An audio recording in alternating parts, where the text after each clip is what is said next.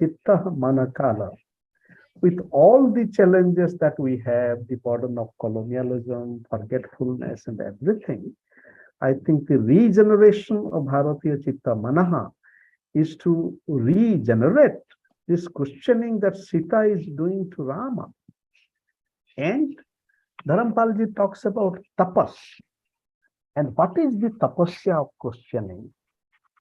And in this text, Dharampalji is challenging us that how the understanding itself is difficult. And this is a conversation that Pavan Bhai also had heightened during our meeting, because our present moment itself, where we stand in terms of space and time, we are already so produced by modernity that we really cannot understand the pre-modern life world.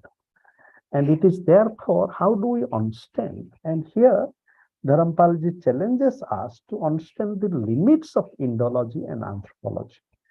And basically, the limits of Indology and anthropology is mainly an outsider perspective. And he so insightfully presents Claude Lévi-Strauss, the great anthropologist, where Lévi-Strauss himself is saying that how anthropology is really imprisoned within colonialism, and therefore we must transform such an anthropology.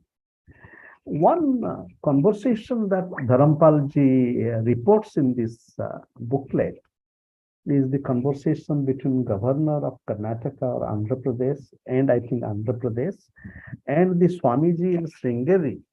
And when the Swamiji started talking about Varna Vyavastha, then the governor said that please do not talk about it. And Dharampal, we asked this question that how is that, that the Swami cannot talk about Varna Vyavastha.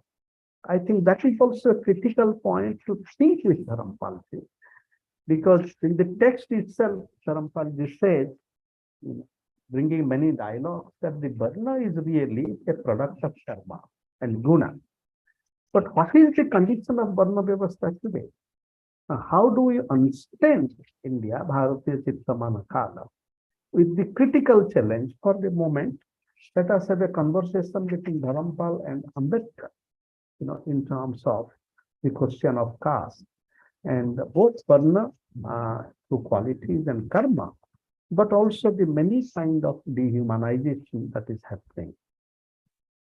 And it is in that sense that this whole Bharatiya Chitta Manakala, as Dharampalji is saying, that we are already interlinked with the West, Western modernity. Therefore, how do we cultivate a way of realizing India and the world, where while the West is part of us, but we are not imprisoned by that. Therefore, we need to cultivate what might be called a multi-topial hermeneutics and a multi-temper hermeneutics, India and the world, with our one multiple traditions, even traditions which are not destroyed by Western colonial modernity. Therefore, we need to move across multiple spaces and multiple temporality. And my final humble submission is, as Dharampalji has worked and meditated with Gandhi, and therefore the challenge of working and meditating with Dharampalji today in the context of the great battle that is going on in our mind and in our politics between Hindutva and Hind Swaraj. And as Dharampalji is also making a deep journey to understand India, we also need to explore what would be a possible kind of dialogue between Dharampalji and Sri Aurobindo. It seems, with my ignorance, it seems that I would like to be enlightened by Pavan Bhai. Dharampal journey with Sri Aurobindo, for example, if any. So with some of these offerings, with my humble, submission. So it is a joy to, to listen to Pavan Bhai, please. Namaste to everyone. Professor Anand Kumar and Randhir Gautamji for inviting me here. I've just come back a couple of hours after 7 hours of traveling. and I was told about this program only in the afternoon. So I'll try and do my best. First of all, let me say that I won't claim that this is what Dharampal meant. I can only claim that this is my understanding of Dharampal. You know, when you see Gautam Buddha's Pali shlokas, they all of them start with three words, Evam me sutang, which means thus I heard. The people who are reciting it or people who memorized it, they made a promise to themselves that we will never say this is what Buddha said. We will start by saying that this is what I heard. Whether Buddha said this or said something else, we don't know, but this is what I heard. So I'm saying the same thing, that what I'm going to say is my understanding of Dharampal. This is not being defensive or being unnecessarily humble. This is a fact. I think to understand Dharampal, it is important to know that Dharampal was not a trained academician. He was not even a graduate in the formal sense. So his research was not a normal research. It was not a PhD research. It was not to write a book kind of a research. It was a genuine research in the sense that certain things struck him. And it was a deep anguish which led him to go on this journey. I won't go into the details, but just to give you a glimpse, he was trying to understand the impact of the newly introduced Panchayati Raj system in India in the late 50s. I think it was around 56, 57 or thereabouts. So he went into the villages of Rajasthan to understand how the newly introduced system was functioning. And it was sheer chance that he stumbled upon something. He realized over there that there were two panchayats functioning there. There was the Sarkari Panchayat or the government Panchayat, and there was the traditional Panchayat, which they used to call Bis Biswa Panchayat. And the prestige was for the Bis Biswa Panchayat. They had a certain respect for that Panchayat. The government Panchayat was merely to sort of, because it was an imposition and they had to follow the rules. So it was more like, going with what the government required. But the reputation or what they believed in was their own traditional panchayat. And it had a say in all matters over there. So this was the revelation for Dharampal, that there is an existence of this traditional panchayat, and it has so much of clout. And what surprised him even more, that people like him sitting in Delhi and in so-called educated classes, they have no inkling that such a thing exists. And it was not an isolated case. So I think this led him, and it came as a shock that people like me, the educated classes, do not know my own country. And another thing happened. I don't know when it happened exactly, but around that time, many things must have happened. But one more thing which happened was that while looking at Gandhiji's correspondences, he saw one, somewhere Gandhiji said, this was in 1931, when Gandhiji was attending the second roundtable conference in London. He happened to say something to the effect that India was far more educated 100 years ago than it is today. And the British dug at this beautiful tree. He gave this was a upama or an allegory that he gave to the beautiful system of education that existed in India. And he said that the British dug at the roots and left the roots exposed. And in due course of time, the beautiful tree withered away. And some English gentleman who read this, he wrote to Gandhiji that how can you make some things, to the effect that you're making a very irresponsible statement, and this is not true, and India was educated by the British. There was no education before that. So Gandhi's response to that was that look into your own records to validate what I'm saying, to verify what I'm saying. When Dharampalji read this, then perhaps he must have thought that if Gandhi is saying something like this, then there must be in the British records. So I'm just giving you a few things which led him to a kind of inkling that what we imagine of India's past is perhaps not the same as what it actually was. And this led him to do his research. And then, of course, one thing happened after another. The whole collected works of Dharampal, you can see that beautiful tree, science, technology.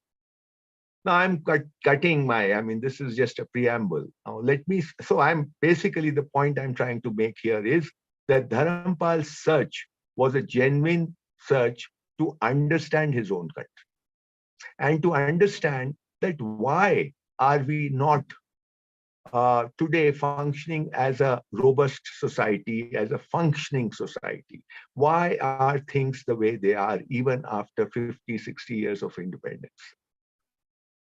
And this, I think this anguish, this pain, this concern stayed with him till his last days. So in a way, his research never stopped.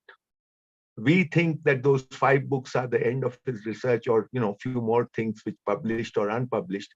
But I think he was constantly struggling with this. Now, coming to the point that I want to, sorry. I sort of look at his work in at least three broad categories. One is where the books like The Beautiful Tree, Science, Technology fall, where he is able to bring out what were the systems which are prevailing in India at that time. The system of education, the kind of technology which existed here, the kind of science which existed in India, these kind of things which he has documented very well from the British records. This in itself is extremely important, because the narrative which has been created over the years, even after independence, is something entirely different. We have a very different picture of India's past from what we get when we read Dharampal's records, which have been not like, he has not done his own research in that sense. He has reproduced British records. So they cannot be challenged in the sense that it is an interpretation. It is not an interpretation. Normally, history is, in a way, interpretation. But this is a reproduction of British record. This also has to be kept in mind. The second part, which is very important, of Dharampal's work, is where he's trying to understand the British mind. And he's trying to understand the British mind.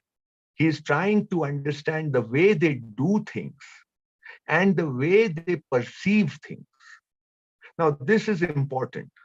We need to keep in mind that perception is extremely important in the way you decide. You take your decisions based on the way you perceive.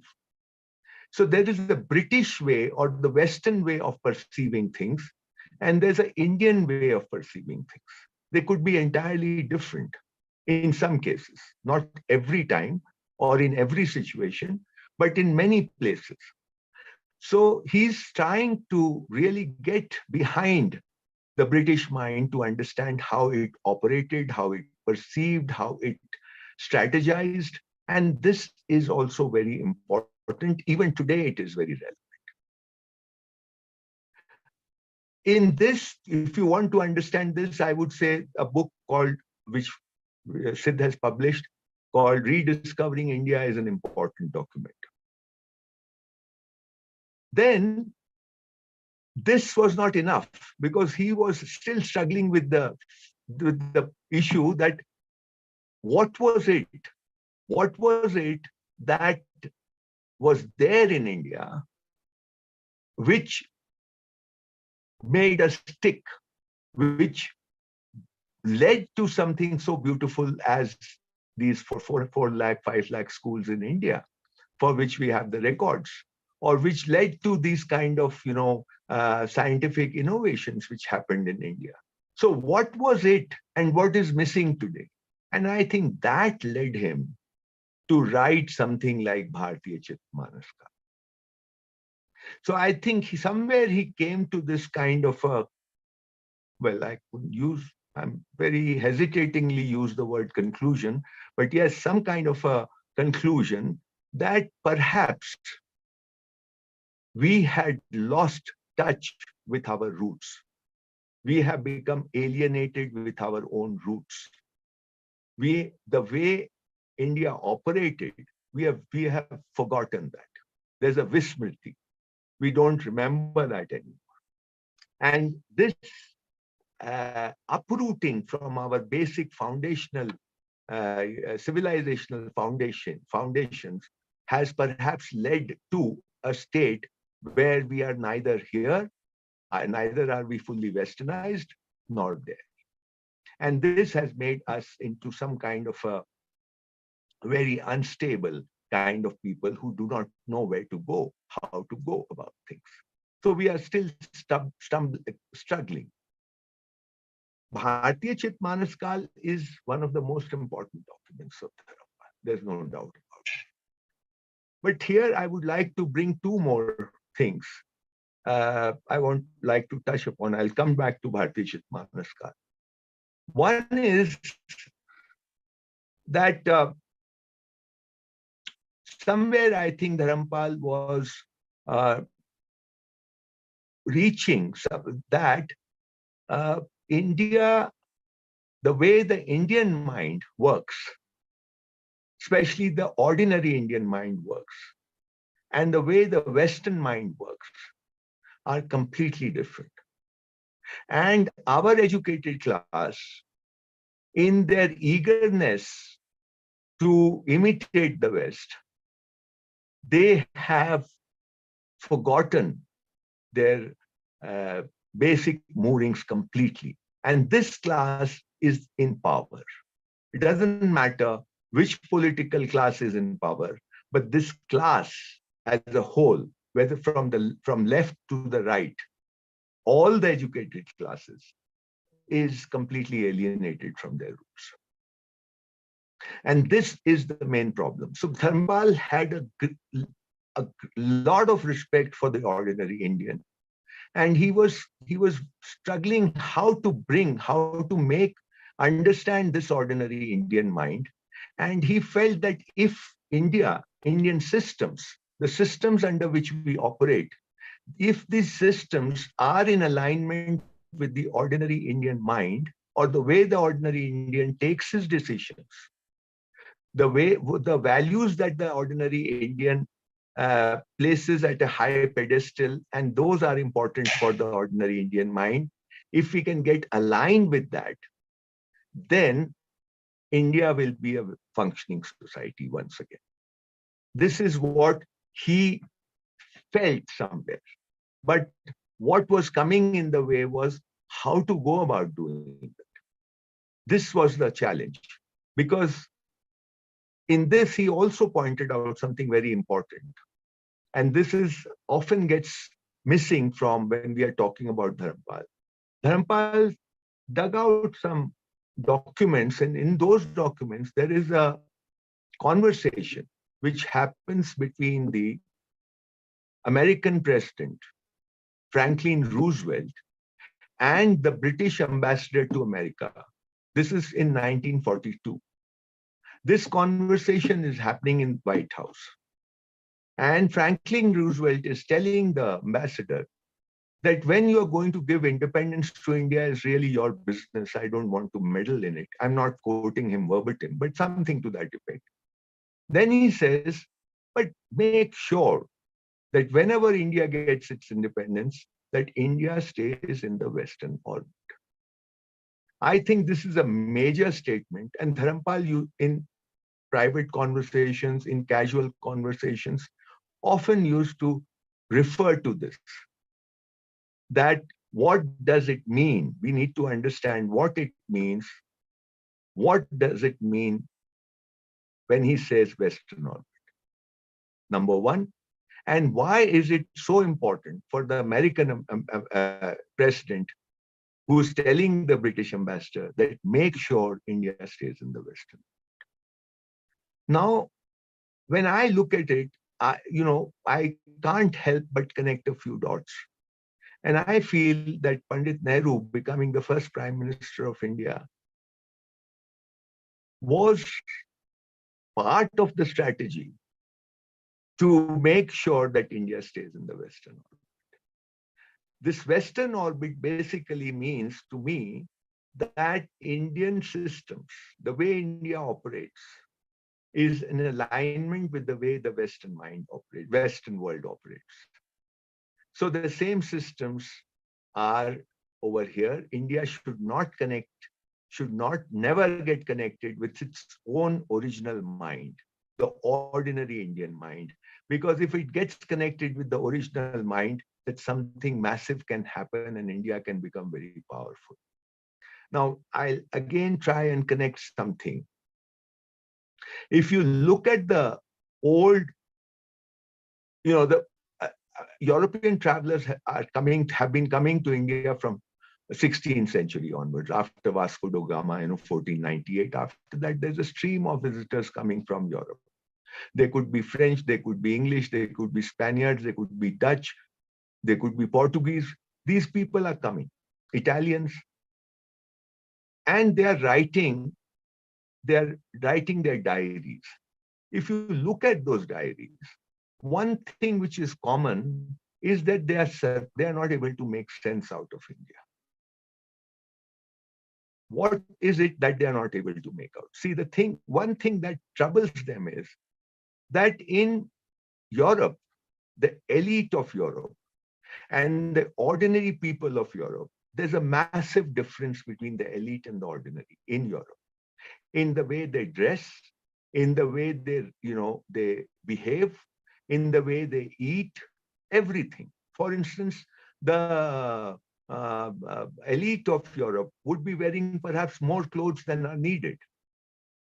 They would wear extra clothes. The ordinary people would wear just about, just to survive the cold. The elite would wear boots, whereas the ordinary European would wear probably sandals or shoes. The elite would ride a buggy. The ordinary will walk. In India, the Indian elite, be it the Raja or be it a big Vidwan, they are bare-chested. They don't wear anything above the waist. Whether it is an ordinary Indian or it is an elite Indian. The ordinary Indian also walks barefoot. The elite also walks barefoot. The ordinary Indian also sleeps on a chatai. The elite also sleeps on a chatai. So there's very little difference in terms of lifestyle between the elite and the ordinary Indian. This is just one thing that I'm telling you. There are other things, like there are villages where people don't put locks in their houses. There is no one steals. And if anything gets lost, then next day, we're pretty sure that it will be, people will find it under the central, there's a tree, there's a banyan tree, or there's a peepal tree, and you will find your lost item will be placed there. So there is no one steals. There is a quotation of a judge in Patna High Court, very late. I think it is 19th century. He is saying that what kind of a country is this, that after taking oath on the Gita or the Quran, these people would rather hang themselves than tell a lie. He's surprised at this, that after they've taken oath on Gita or Quran, They will not tell a lie, even if they're hanged. So, in many ways, they are not able to make sense out of this country. And mind you, there's no one steals, no one tells a lie. All these things are not out of fear. It is not because they're afraid of their kings or they're afraid of getting punished. They are not doing it. And the purpose is something completely different. I mean, the motivation is completely different. The reason is completely different. It is not fear of the law. So these things are very new and they cannot make sense out of this Indian society. And I think this fear continues till date. When President Roosevelt is saying that make sure that India stays in the Western orbit, it is the same thing. This, even today, I dare to say that, when we find that New York Times or the BBC, and I'm not talking pro-Modi or anti-Modi, but you find that they have a certain patronizing attitude towards India, all the Western media, and they have a sense of superiority, and they want to dictate that what is democracy, what are human rights, what are women's rights. There's a certain sense of superiority that they don't even question, and they want to sort of persuade you to follow their path. They assume that is the only path. So, but I think that we need to see that this unipolar world, which has been made by the West in the last 70, 100 years, perhaps this is a time when we need to chalk out our own path. We should be advocating about a multipolar world.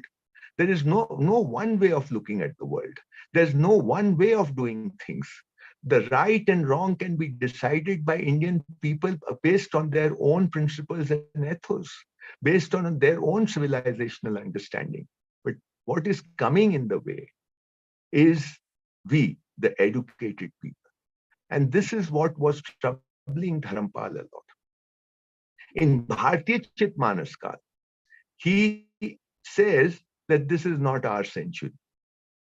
Now, when he makes a statement like this, that this 20th century, because this is written in 20th century, this 20th century is not our century.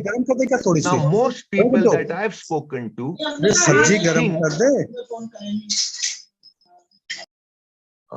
someone is talking. Yes, this 20th century. Sorry, I request all friends to mute them, please. Right? Thank you. Please continue, Pavanji. This 20th century, most people, when they read this statement of Dharampal in Bharatiya Chitmanaskal, that this century is not our century, I think they interpret it to mean that we have got left behind and we have to enhance our pace of development to make it our century or to become developed, that kind of a thing. But I think what Dharampal is saying is something else. He is saying this is not our century, meaning we are living in someone else's world. We are living according to someone else's value system. We are not living according to our own value systems, not according to our civilizational understanding. We have been either forced or we have been fooled to live according to someone else's diktat. This is what he means. So what is our way of living is something that we'll have to learn from the two sources that he talks about. One is our ordinary people, whom we have, now we don't understand them. I'm telling you from my own experience that it took me a long time to talk to the ordinary Indian, because I am an educated person, quote unquote educated. And we, the educated people, we talk in a transactional style. We talk in a question-answer mode, often. So we ask a question and we expect a response from the other. But our ordinary, so-called uneducated people are not used to this style. Their style is storytelling style. So if you narrate something which you have experienced, then they will connect with that and they will tell their own story. For instance, if you say, when I become sick, when I have fever, I do this and this and this, then they'll say, oh, but we do this and this and this. They will connect with this. But if you ask them, when you have fever, what do you do? Then they will say, oh, we don't, or we just sleep, or we just rest, or something like that. Because they are not used to this transactional style of talking. They try and connect things.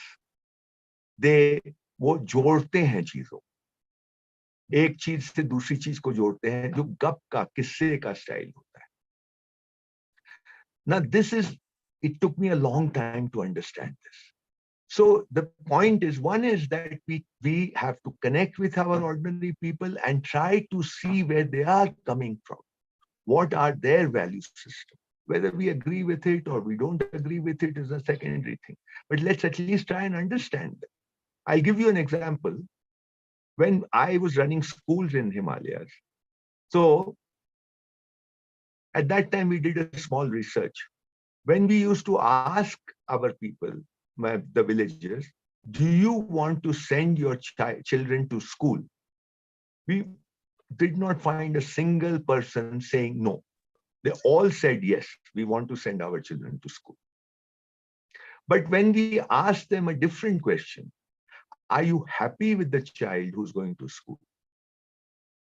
Then they said, no, no, no. The child has got ruined after going to school. He is neither here nor there. वो ना घर का रहा ना घाट का रहा. Now see the two questions asked to the same person, and look at the response. It's a complete, it's not opposite, but it's almost diametrically opposite, the two responses.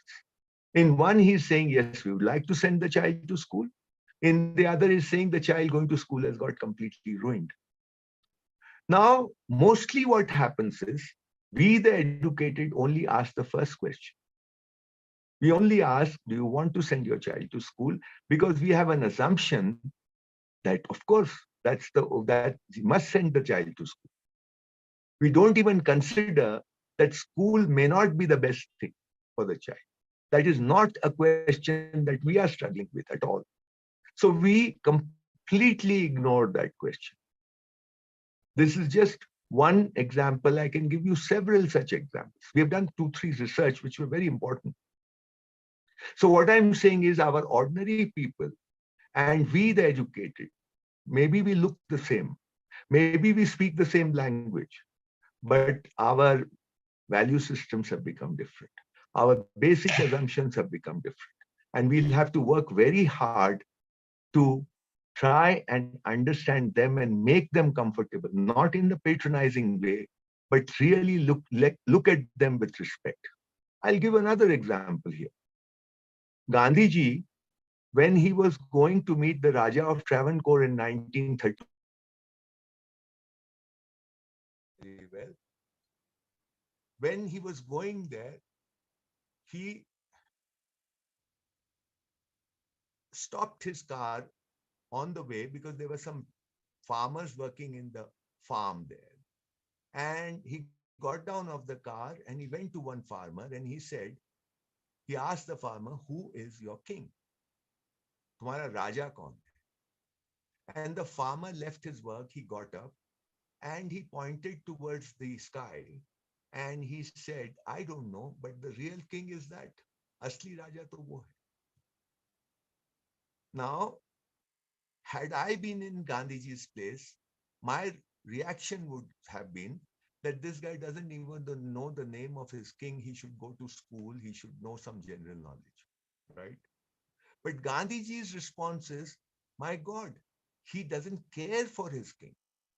He cares for that, the God out there, and therefore he's fearless. He doesn't care for his king. And I have to do very little work to make this man fearless. He can even fight the British. because he doesn't care for the mortal being. So this is the interpretation of Mahatma Gandhi. And the other would have, the normal interpretation of the educated would have been that he should go to school. So the point I'm trying to make is Dharampal in Bharatiya Chitmanaskal is telling us that we need to connect with our people to understand how they look at things. This is one. The number two he's saying is that we need to also see. I mean, towards the end of his life, he was very concerned, and he started talking about looking at India for how the world operated 500 years earlier, before the British, this European invasion started. How was world operating at that time? So he discovered that there was a Chinese ship captain by the name Zheng Ho. Zheng Ho used to come to Cochin very regularly between 1405 and 1420. These 15 years, Zheng Ho came at least 7 to 8 times with 300 ships in his command. 300 ships. Each ship would be carrying about 100 people. So 30,000 people would be coming to India, parking themselves in Cochin and staying there for months on end. They did not come here to fight, wage a war. They did not even come to do trading, it seems. They used to just come here. We don't know much about it. The point is that Dharampal started feeling that the world before European invasion was a very, very different world. Not in terms of material attributes and science and technology, but the way we behaved, way we dealt with the other human being. Today, one nation deals with another nation either to wage a war or for trading. There's no other this. So he felt that we perhaps need to go back and see how we were operating at that time, and perhaps we would get some clues into our own psyche, deep down what India was like or what India truly is like. And he felt that if we get connected with that, then perhaps India will rise once again. One more thing that he felt was very important was that we should look into our ऐतिहासिक scriptures, not historical scriptures, ऐतिहासिc scriptures, which means things like Mahabharata and Ramayana and things like Purans, and especially look at where two people are having a deep conversation, like let's say a conversation between Bhrigu and Bharadwaj, or Kakbhushandi and Bhrigu, or Narad and someone, or Yudhishthir and Krishna, or Bhishma and Yudhishthir, where two people are having serious conversation about life and philosophy. And he felt that if we look at those conversations, then we perhaps would come to understand what this country is all about. What are the foundations on which we take our decisions? And that is important. So this is what I feel that, Dharampal is extremely important if we want India to chalk out its own path, not because of out of a sense of Zingoism or nationalism, but because that's the way we are. This notion that all people are absolutely alike, I think this needs to be questioned. Dharampal used to question it. We may look alike, we may be alike in many things, but we are also different in many ways. And that's very obvious. Sometimes a person a Westerner makes a joke and we can't understand it. And sometimes we are making a joke and a Western person cannot understand it. He doesn't find it very funny, but we find it very funny. What is it that makes us different? This is important. What makes us alike and what makes us different? Both are important. I think we focus too much on one, that we are all alike. We are not all alike. And I'm not saying that we are superior. I'm not saying they are superior. We are just different. So we need to understand who we are and try and connect with this. This is what I think essentially Dharampalji was struggling with. I think I'll stop here for the time being. If there are any questions, I'll take. Thank you so much, Pavan Bhai. Thank you, Pavanji. Now we invite thoughts, reflections, please. And maybe we would gather questions, thoughts together, and towards the end, you can kindly come. So to initiate the conversation, so I invite Professor Gita Dharampal, please.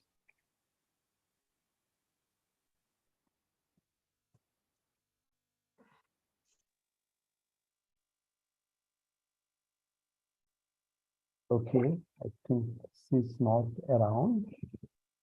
Then any other friend, please?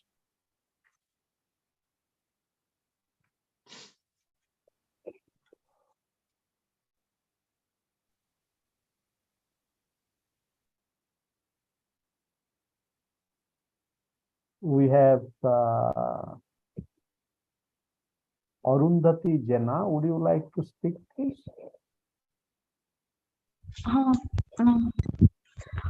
Yes, good evening, everyone, and Pranam. I just want to share my thought. After so much of suffering, Would you mind putting on your video so that we can see you?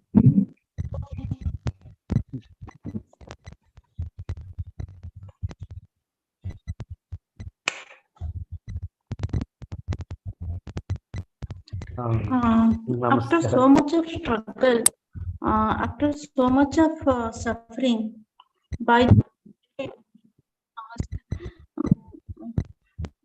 Pranam, everyone. So much of suffering by the Indian under the British rule and the other rulers. They were not the same. They became insecure by the plunder of the wealth, by being evicted from their own land, by the heavy tax burden. So they were not the same. So the changes we perceive in later stages are one by one the outcome of their own frustration, own anger, and everything. So it is to be the spirituality, the Indian nationality. We have to actually the national spirit is can only be cultivated when we are spiritually alive. But there are so much of suffering that they lost their spirit, and so much of negativity entered to the society. Now also we can Kangaroo Court. What kind of judgments they are passing, or they are ruling upon the people when there is a judiciary system. There was also zamindari system. The people people suffered under them also. Sometimes we can say that the zamindars also the byproduct of the plundering of the wealth, and they were made insecure and by the tax burden and everything. So the root causes are many. We can't, and also the rigorous caste system. And even in my childhood, I was into some other village, not my village. I saw there somebody has theft something, and he was tied to a pole, and was beaten, and the salt was thrown at him. And there was capital punishment, like small incidents. Okay, so namaste Arundhati. I mean, Arundhati Appa, maybe you have kindly said we have limited time, so we'll listen to you again. We got your initial point. Okay, so thank you. So now Puneet, please. Yeah. Thank you so much, Anandji. Yes. Thank you, Professor Pawan, for that enlightening lecture. So it's not really a question, but a suggestion that I wanted from you. Uh, when I was reading about Dharampal and I realized, the legacy of Dharampal and how it should be propagated and should be spread today, I was, in the light of how Antonio Gramsci talks about the organic intellectuals. And I was thinking about how these organic intellectuals could be created today who would talk about the legacy of Dharampal and who would see the legacy of Dharampal in that light today. But today's time, it is, I'm going a bit political, but it is important to highlight. But today's time, whenever we talk about going back to the past glory, and the civilizational greatness we talk about, and the things that the ultra right wing is doing right now in the name of going to the past, in the name of Hindu Rashtra or Ram Rajya, the violence that has been inflicted on the minorities, the violence on the women, the violence on the Shudras. How would it's a bit difficult for me to interact with my friends from maybe from the left or also to the liberals. Whenever I talked about Dharampal, they see it with a bit of doubt that what is my real intention. So how do I present my ideas in a way, because I know that Dharampal is not what the right is propagating it to be. So how would I clear that scene? How would I clear that ground and to stabilize the image of Dharampal, or let's say Gandhi, in that light, Yeah. in that manner, what we want to achieve? See, all Thank I you. would say is that What I time is very request, short. Pavan Bhai, if you could just, we will collect a few more questions. Okay. How much time we have? I think it's already 10. That's why. Huh. Okay, just maybe one question. I think, yeah, very quickly. So, Minati, please. Hello, I think I'm audible. Hello, good evening, everyone. Today I'm actually enlightened so much about. Would you Dharampal. put your video, please? So that we can see. Yeah, and as I'm assimilating the things today, I don't have any questions. It was very wonderful session, and thank you. And okay, so now, Pavan Bhai, please.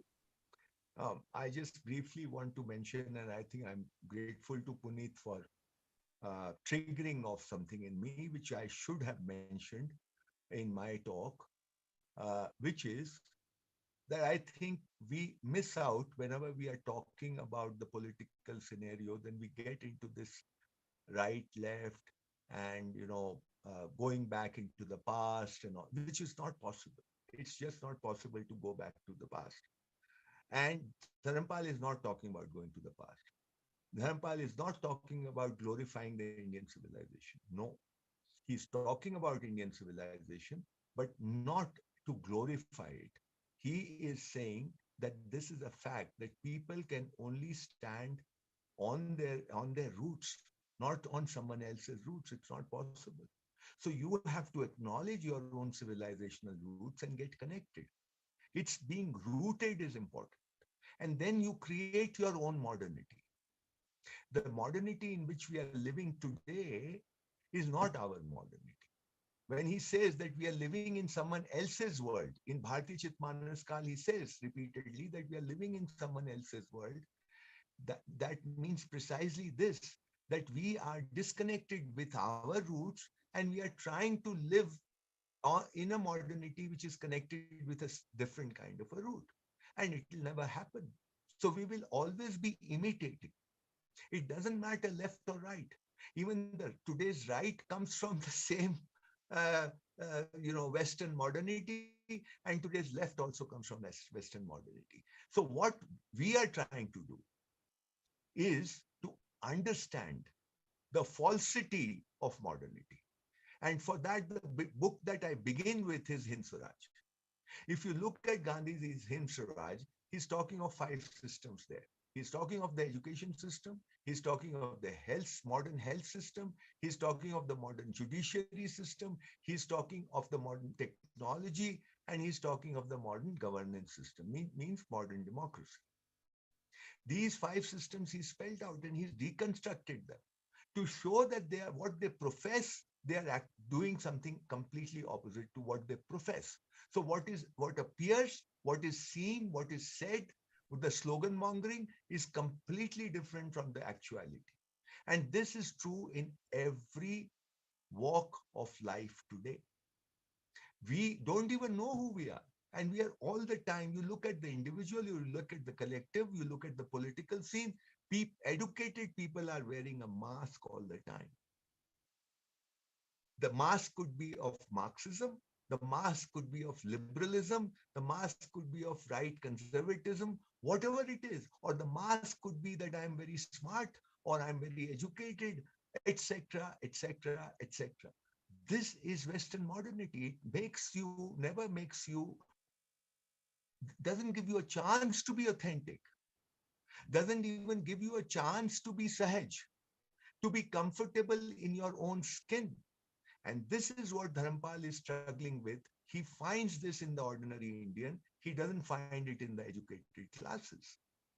So look at, we don't even question today's democratic system, for instance, where you go for elections every 5 years, and then you say, oh, this development is all bad. But people want that development. You have first educated them. You have corrupted them through your education. You have given them false aspirations.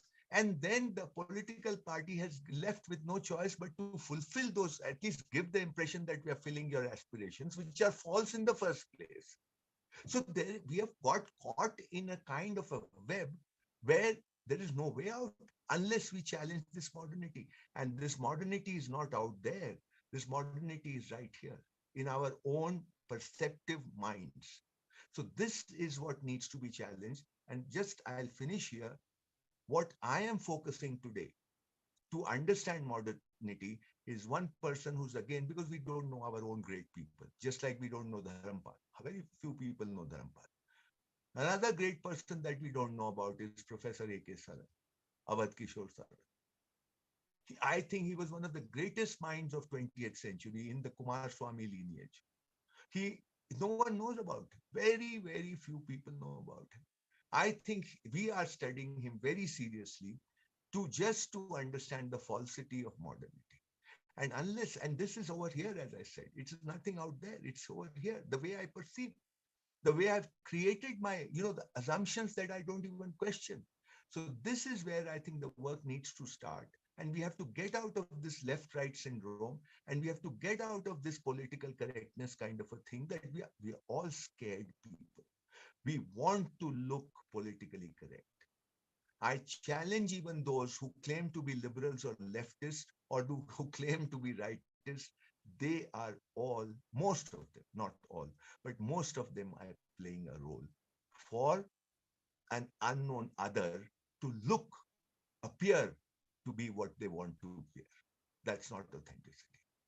I will challenge that. Thank you, Pawan. Pawan. Another session on that. Thank you. Just is 5 minutes okay? Can you spare another 5 minutes? We have some enriching participants with us very quickly. So Gyan Luigi.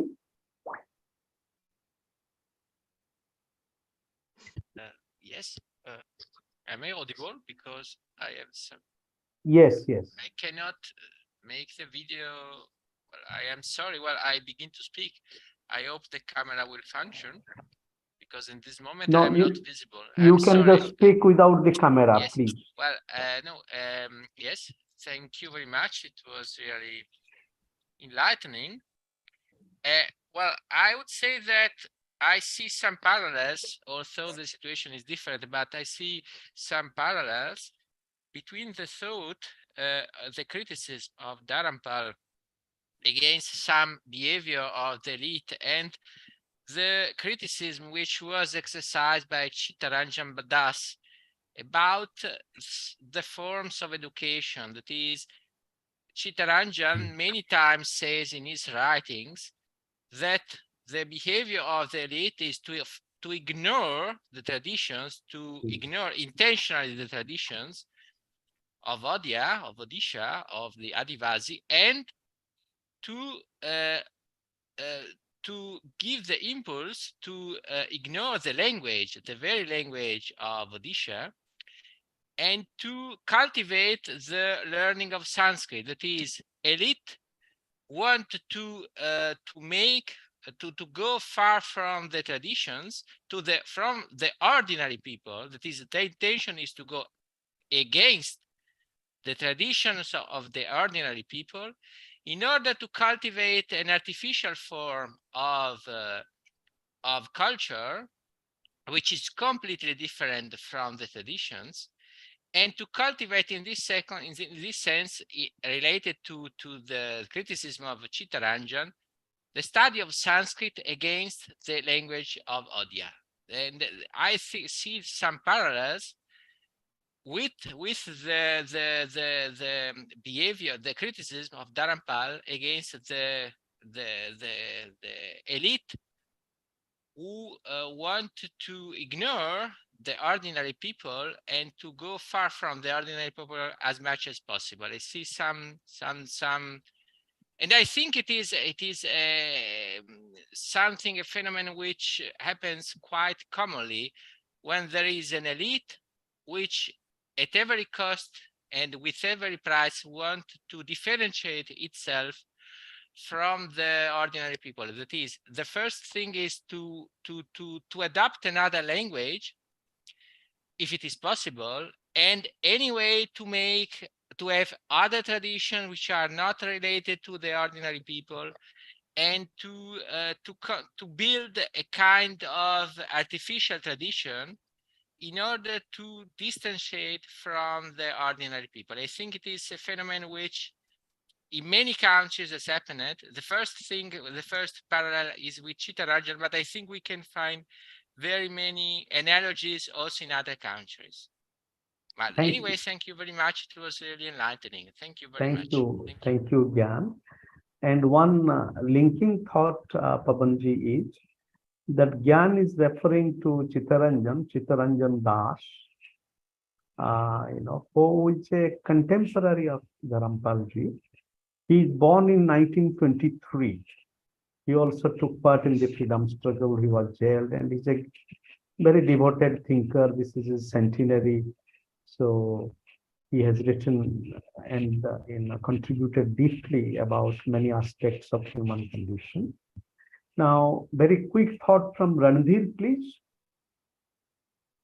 No, I think we are very inspired by Pavan Gupta's understanding, and we just cultivate this legacy to bring the history as in its real sense.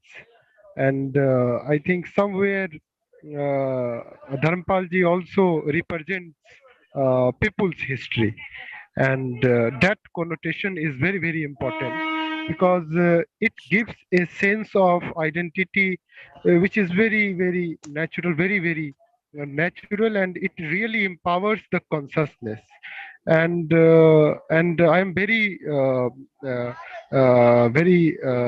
inspired by Dharampalji's writing, and the way he inspired the legacy of Gandhi, Lohia, and Jayaprakash. And Jayaprakash Narayan was one of the inspired leaders of his thought, and somewhere I think Dharampalji's idea of democracy is very close to Jayaprakash Narayan of Jayaprakash Narayan's idea of people's democracy. So people's history, people's democracy, and ultimately people's society.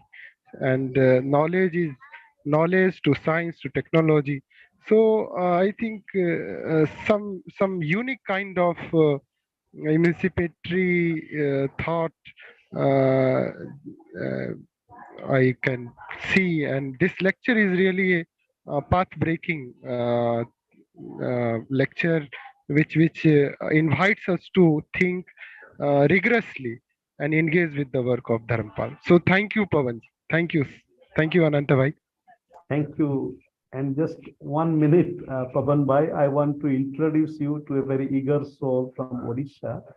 Jagat Jyoti, Tapu, please. Jagat Jyoti.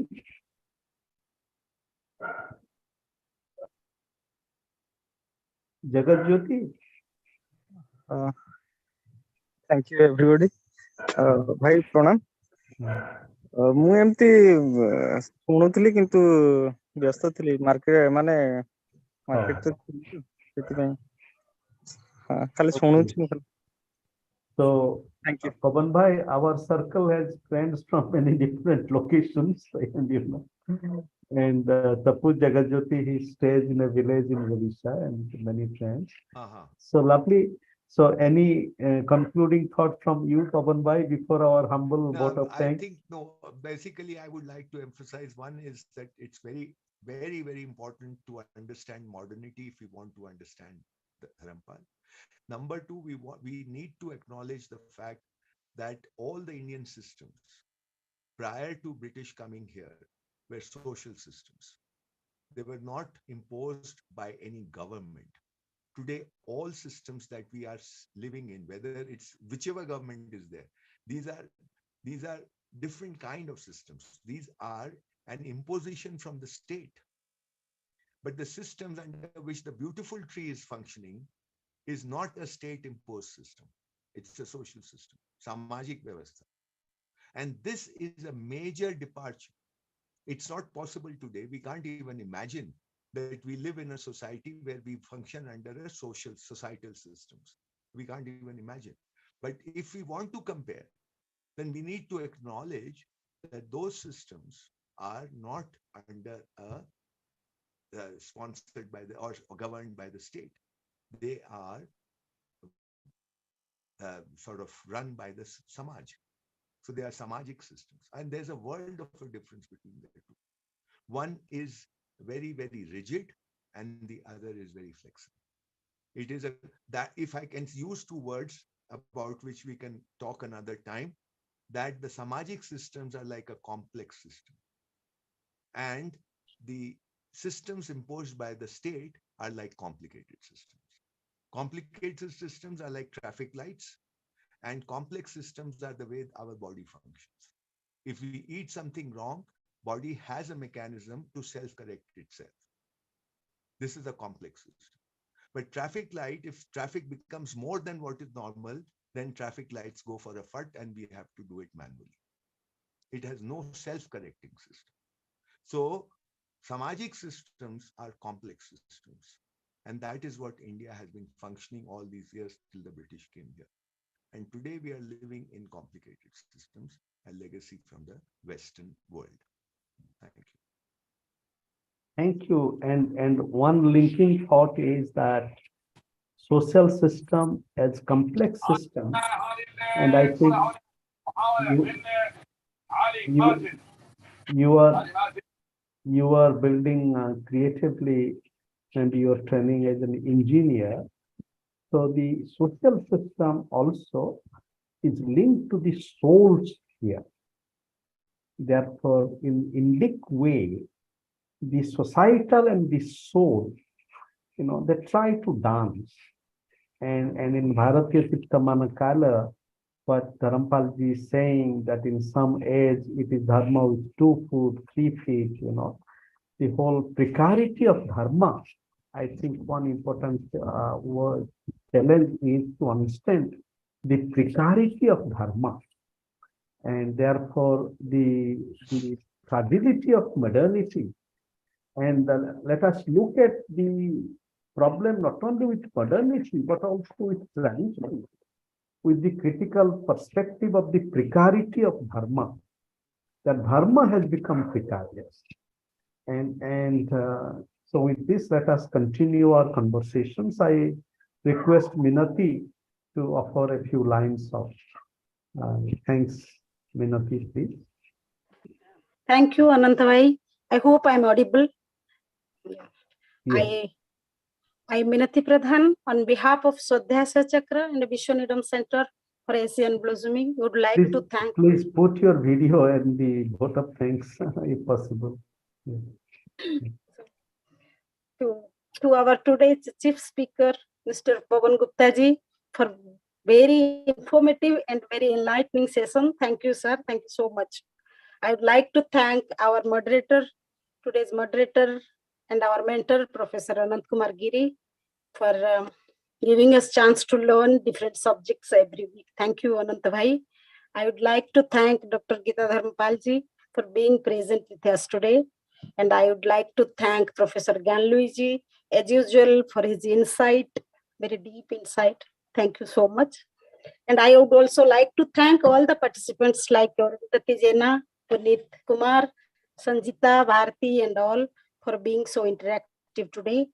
At the last, not the least, I would like to thank our convener, Professor Randhir Kumar Gautam, for arranging and executing this webinar so well. Please pardon me if I have forgotten anybody's name. I would also like to thank all the Facebook users, Facebook platform user, and Zoom platform user, and being present with us and learning with us. Thank you all, and good night.